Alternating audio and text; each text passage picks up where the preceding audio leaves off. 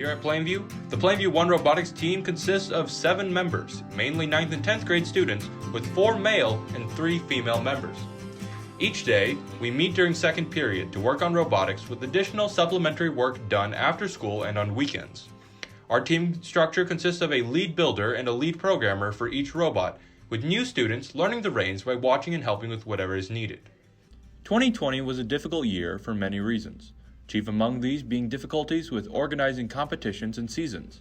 Because of this, we went into this year prepared for delays, setbacks, and sudden changes. Since the year has started, we have had several weeks of off-campus learning where we were unable to program or work on the robots.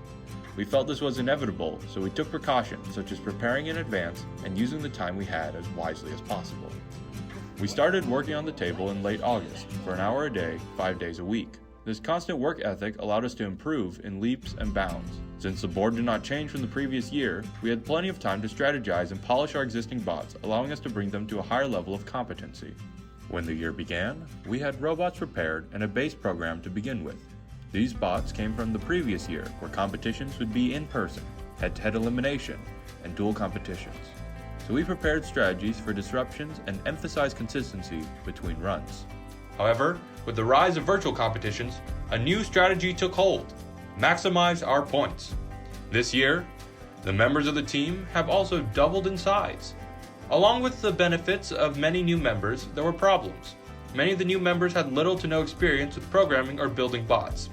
As the more experienced members juggled the jobs of teaching and working on their creations, the newer members had to double up on jobs in order to gain the skills necessary for future competitions.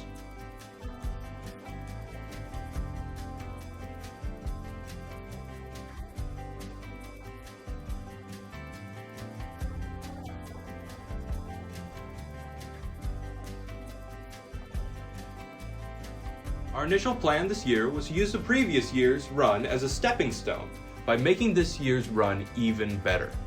The initial set was to grab Bot Guy, the orange ball, and pull the mine carts.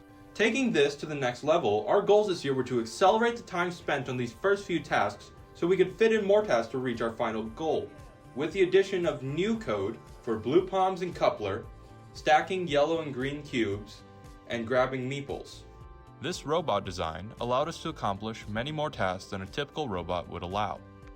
Our goal this year, as stated before, is to accomplish many small tasks.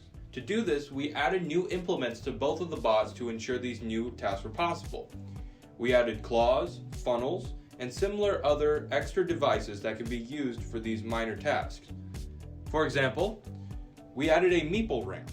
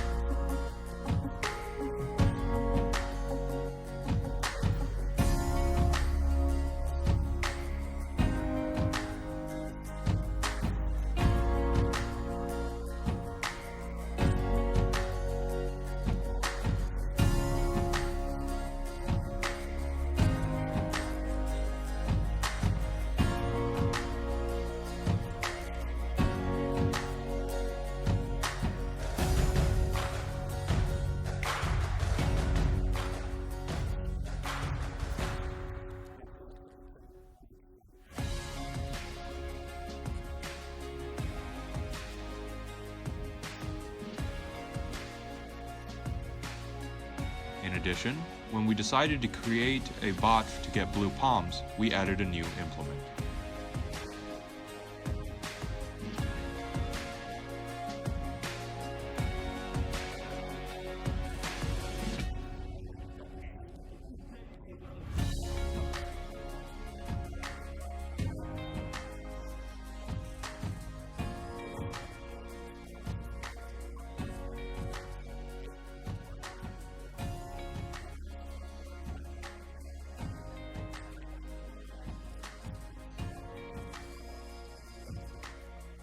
Instead of focusing on a few maximum scoring objects, we chose to earn our points from completing as many tasks as possible.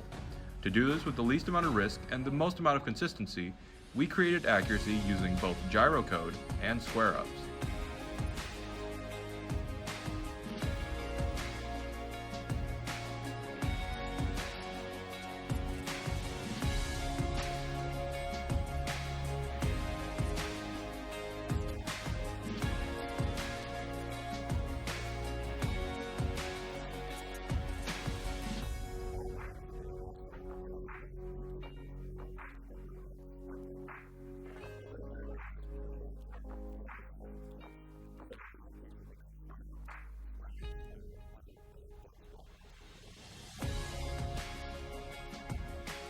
These feats allow for our strategy of maximizing tasks and minimizing risks. This year was not just hard on us, but it was difficult for many teams across the state. We coordinated with Steve Goodgame to create an official botball server to share ideas, help troubleshoot, and coordinate teams during this pandemic. The Discord server allowed for communication between teams, including those that were unable to return for virtual learning. Despite the difficulties of this year, this season was both enjoyable and engaging. Throughout the season, we achieved successes in both design and coding to create the robots you see today. Our dedication to trial and error and our persistence past adversity helped us to grow in leaps and bounds.